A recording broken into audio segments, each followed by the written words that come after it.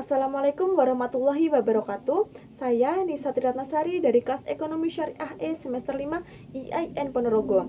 Dalam video ini saya akan sedikit menjelaskan materi dalam mata kuliah metodologi penelitian, yaitu materi yang pertama tentang konsep-konsep penemuan ilmu pengetahuan.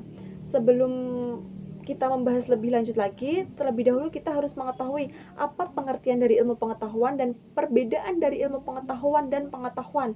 Ilmu pengetahuan yaitu sesuatu yang dipelajari oleh manusia sehingga manusia itu memperoleh pengetahuan untuk membuktikan dan mengetahui suatu kebenaran. Sedangkan pengetahuan yaitu sesuatu yang terjadi dalam diri manusia yang diperoleh dari pencarian manusia itu sendiri. Selanjutnya yaitu proses penemuan ilmu pengetahuan. Ilmu pengetahuan lahir atau ada sejak diciptakannya manusia pertama kali, yaitu Nabi Adam alaihi wasallam. Ilmu pengetahuan ini timbul karena hasrat ingin tahu dalam diri manusia. Nah, hasrat ingin tahu dalam diri manusia ini merupakan tuntutan dan suatu kebutuhan dalam kehidupan manusia. Dan cara menggunakan ilmu pengetahuan ini ada 6 metode. Yang pertama yaitu metode keteguhan. Keteguhan yaitu suatu kebenaran karena merasa sangat yakin terhadap kebenaran tersebut. Yang kedua yaitu metode otoritas, yaitu suatu yang diyakini kebenarannya dengan cara merujuk pada pernyataan seseorang yang dianggap bahwa seseorang itu ahli atau mampu.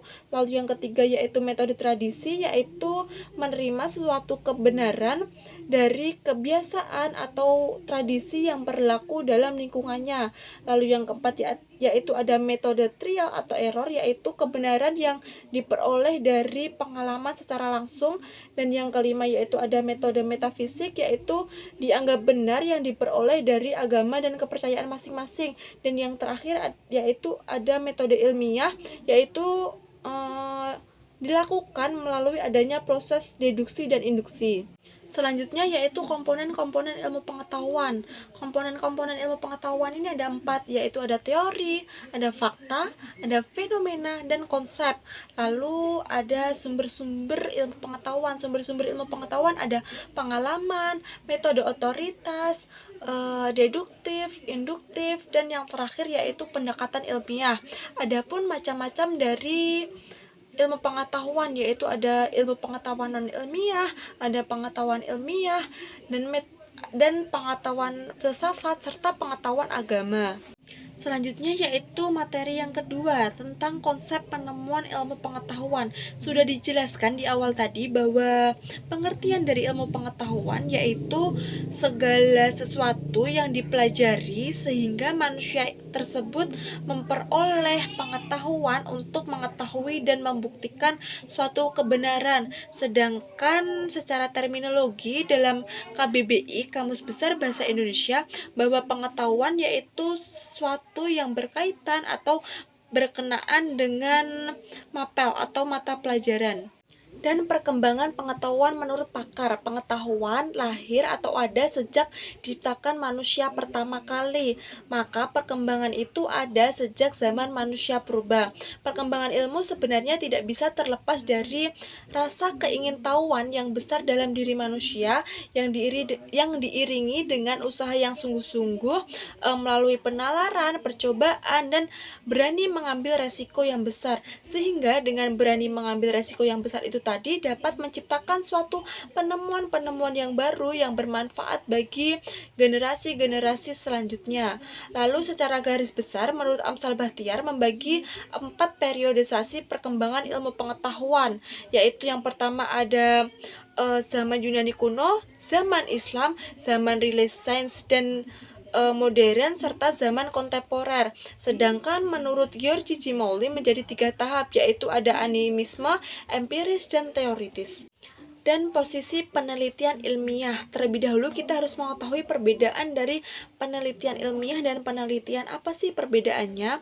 Bahwa penelitian ilmiah yaitu suatu proses yang dilakukan secara sistematis dan objektif yang melibatkan unsur observasi dan penalaran untuk memperkuat teori serta untuk memperkuat teori serta untuk memecahkan suatu masalah yang timbul.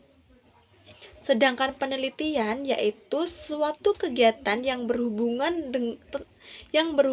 dengan ilmu pengetahuan yang bisa dilakukan untuk mengetahui, membuktikan, menguji kebenaran tentang sesuatu. Sehingga penelitian ilmiah ini digunakan untuk kebutuhan ilmu pengetahuan. Sebaliknya, ilmu pengetahuan tidak akan berkembang apabila tidak menggunakan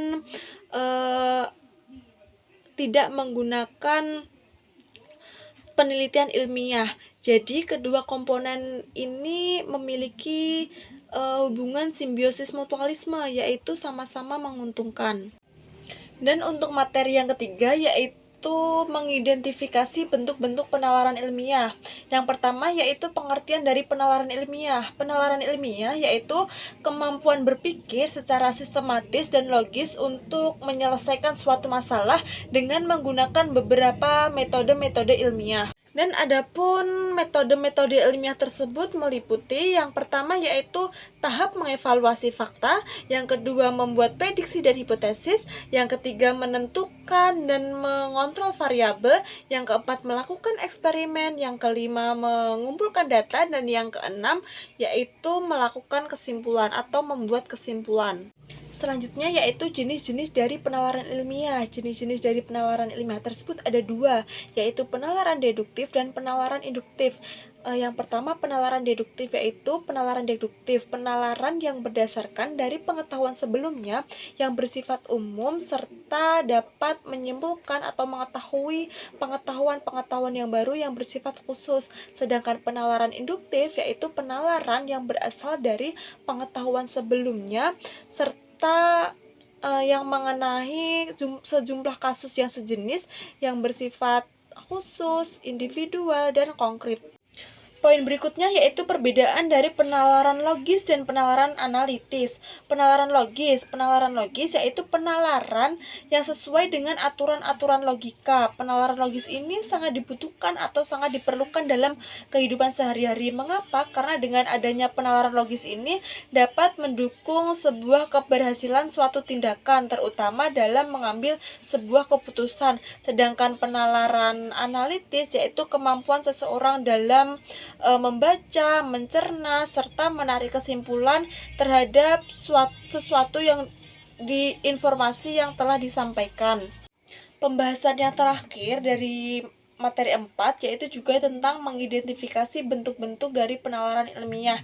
Yang pertama yaitu ada silogisme. Silogisme yaitu suatu pengambilan kesimpulan dari dua macam keputusan atau juga dapat dikatakan bahwa silogisme yaitu merupakan pola berpikir yang disusun dari dua buah pernyataan dan sebuah kesimpulan.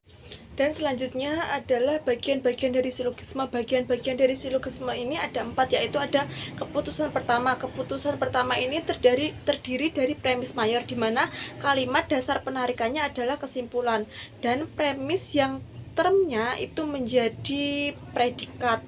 Lalu keputusan kedua itu terdiri dari premis minor, di mana termnya itu menjadi subjek. Lalu bagian ketiga yaitu bagian yang sama dari dua keputusan tersebut, atau disebut juga dengan medium atau term menengah. Lalu bagian yang keempat yaitu keputusan ketiga yang disebut dengan konklusi atau kesimpulan. Poin B yaitu edukasi. Edukasi yaitu penyimpulan langsung dengan cara menukar kedudukan subjek dan predikat dari suatu proposisi tanpa mengubah makna yang dikandungnya. Teknik-teknik edukasi ini ada 3, yaitu ada konversi, 2 inversi, dan yang ketiga yaitu kontraposisi. Poin C tentang induksi. Induksi adalah cara berpikir di mana menarik kesimpulan umum dari berbagai kasus yang bersifat individual.